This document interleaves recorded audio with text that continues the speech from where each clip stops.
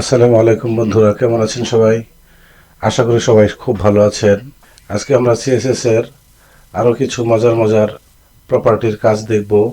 তো দেরি না করে চলুন শুরু করা যাক। এই কাজটি করার জন্য প্রথমে আমাদের একটি হেডিং লাগবে। তো আসুন আমরা আমাদের ডিরেক্টরিতে চলে যাই।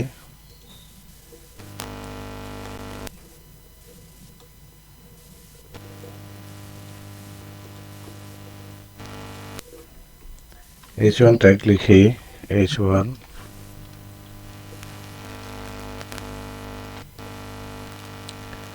আমি আমার চ্যানেলের নামটি লিখছি Zit-Bangla লিখলাম।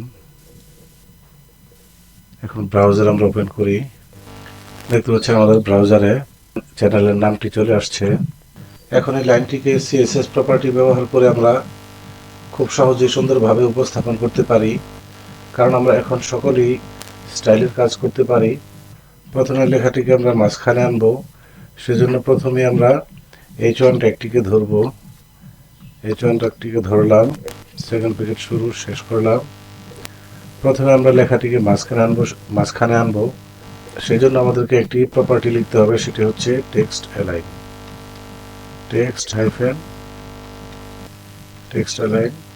টেক্সট অ্যালাইন ভ্যালু হবে সেন্টার।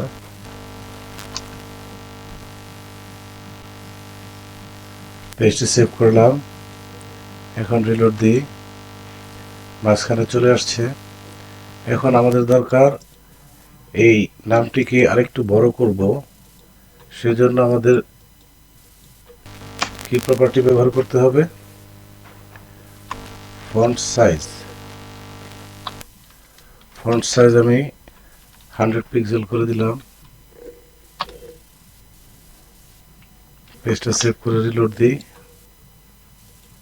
এর ফন্ট সাইজ 100 পিক্সেল হয়ে গেল। তো এখন আমাদের প্রয়োজন হচ্ছে একটা ফন্ট ফ্যামিলি ব্যবহার করা এখানে, অর্থাৎ ফন্টের স্টাইল পরিবর্তন করব। তাহলে এখানে লিখব ফন্ট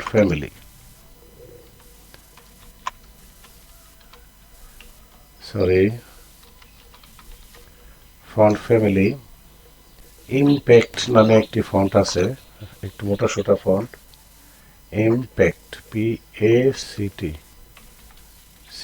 ইমপ্যাক্ট। সেভ করি এবং রিলোড দিই। দেখতে পাচ্ছেন ইমপ্যাক্ট ফন্ট ফ্যামিলি ব্যবহার করার কারণে আমাদের লেখার স্টাইল কিন্তু পরিবর্তন হয়ে গেছে এখানে।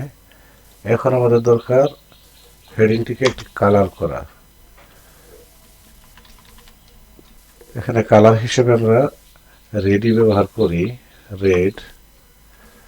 কালার রেড দিয়ে পেজ সেভ করলাম এবং রিলোড দিলাম। তো আমরা আমাদের হেডিংটাকে স্টাইল করতে পারলাম, এটুকু স্টাইলে আপাতত চলবে।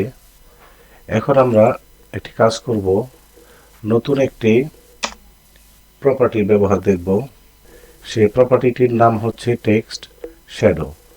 নাম শুনেই বুঝতে পারছেন এর কাজ কি। টেক্সট শ্যাডো ব্যবহার করে টেক্সটের পিছনে, কোনো লেখার পিছনে শ্যাডো তৈরি করা হয়। তো আসুন আমরা টেক্সট শ্যাডো প্রপার্টিটি ব্যবহার করি। টেক্সট SHADOW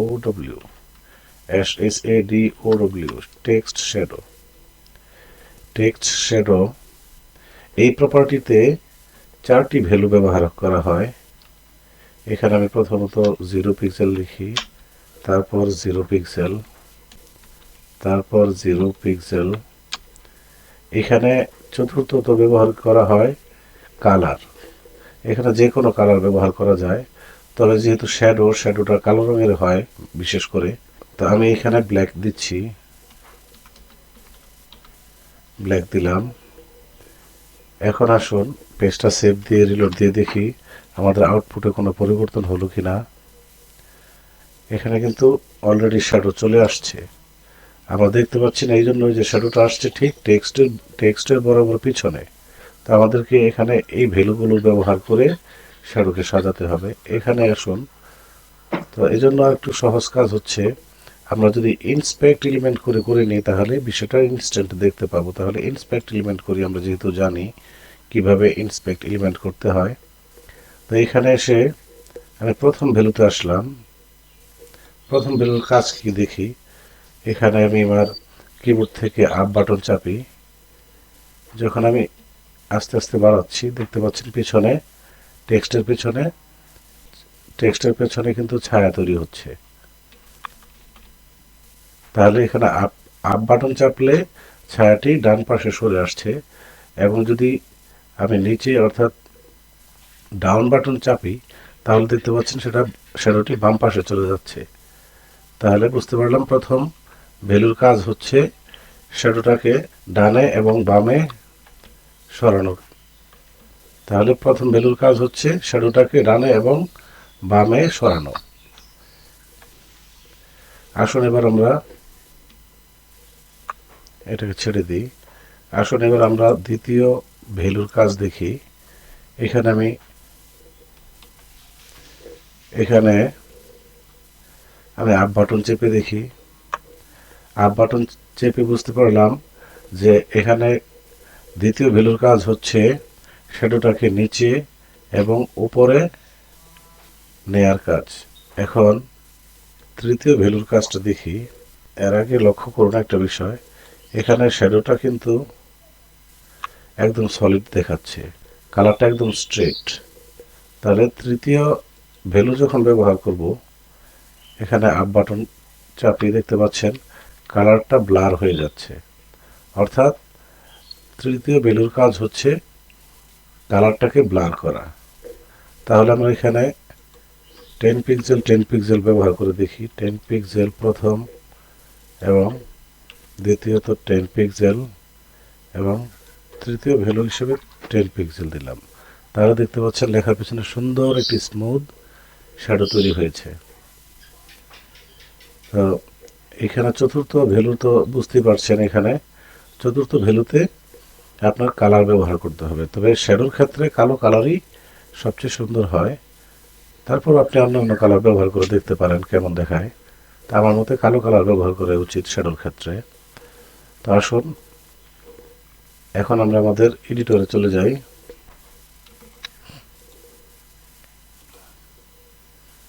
শ্যাডোটি চলে গেছে কারণ আমরা আমাদের এডিটরে লিখতে হবে। যদি আমরা ইন্সপেক্ট এলিমেন্ট করি ওখানে কিছু লিখি তাহলে সেটা সেভ হবে না, আমাদেরকে এডিটরে অবশ্যই লিখতে হবে। তাহলে 10 পিক্সেল এখানে ব্যবহার করি। 10 পিক্সেল অর্থাৎ তিনটাই 10 পিক্সেল ব্যবহার করলাম। দেখতে পাচ্ছেন কি সুন্দর একটা স্মুথ শ্যাডো তৈরি হয়েছে এই লেখাগুলোর পিছনে। তো আজকের ক্লাসে আমরা আরও একটি প্রপার্টির ব্যবহার দেখব, সেটি হচ্ছে টেক্সট ইনডেন্ট। টেক্সট ইনডেন্টের ব্যবহার দেখার জন্য আমাদের এখানে প্যারাগ্রাফের প্রয়োজন পড়বে। তাহলে পিট্যাগ নিই,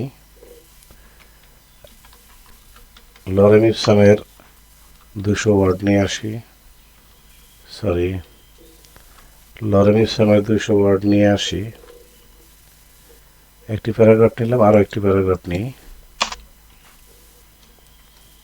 পিট্যাগ control E LOREM lorem 200 word, control ই।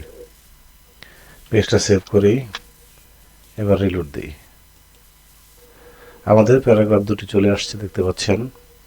এখন অনেক সময় ওয়েবসাইট ডিজাইন করতে গেলে প্যারাগ্রাফের ক্ষেত্রে অনেক সময় হয় কি, এখানে আপনার এই প্রথম থেকে প্যারাগ্রাফটি যে বাম পাশ থেকে শুরু হয়েছে, এটাও বাম পাশ থেকে শুরু হয়েছে। এক্ষেত্রে একটা নির্দিষ্ট জায়গা ছেড়ে দিয়ে এই প্যারাগ্রাফটির প্রথম লাইন শুরু হবে। অর্থাৎ এখানে বাম থেকে নির্দিষ্ট কিছু জায়গা ছেড়ে দিয়ে প্যারাগ্রাফটি শুরু হবে। তাহলে এই কাজটি করার জন্য প্রথমে আপনাকে পিট্যাগটিকে ধরতে হবে, সেকেন্ড ব্র্যাকেট শুরু শেষ। এখানে টেক্সট ইনডেন্ট প্রপার্টিটি লিখতে হবে, টেক্সট ইনডেন্ট INDENT। এখানে টেক্সট ইনডেন্ট প্রপার্টির ভ্যালু হিসেবে আমি 100 পিক্সেল দিয়ে দিলাম। 100 পিক্সেল দিয়ে পেজটি সেভ করলাম, এবার রিলোড দিই। দেখতে পাচ্ছেন প্যারাগ্রাফের প্রথম লাইনটি 100 পিক্সেল জায়গা বাম থেকে ছেড়ে দিয়ে শুরু হয়েছে। অনেক সময় ওয়েবসাইটে আপনি ডিজাইন করতে গেলে প্যারাগ্রাফের ক্ষেত্রে আপনার এই ধরনের কাজ করা লাগতে পারে। তো আমার ধারণা টেক্সট শ্যাডো এবং টেক্সট ইনডেন্ট দুটি প্রপার্টির ব্যবহার আপনারা বুঝতে পেরেছেন। তারপরে যদি কেউ কোথাও বুঝে না থেকে থাকেন আমাকে কমেন্ট করে জানাবেন। আর ভিডিওটি যদি ভালো লাগে তাহলে লাইক, কমেন্ট, শেয়ার ও সাবস্ক্রাইব করবেন। আর ভিডিও ডেসক্রিপশনে ফেসবুক পেজ এবং ফেসবুক গ্রুপ লিংক দেওয়া আছে, ইচ্ছা করলে আপনারা সেখানে জয়েন করতে পারেন। তো দেখা হবে আগামী পর্বে। সেই পর্যন্ত সবাই ভালো থাকবেন, সুস্থ থাকবেন। আল্লাহ হাফেজ।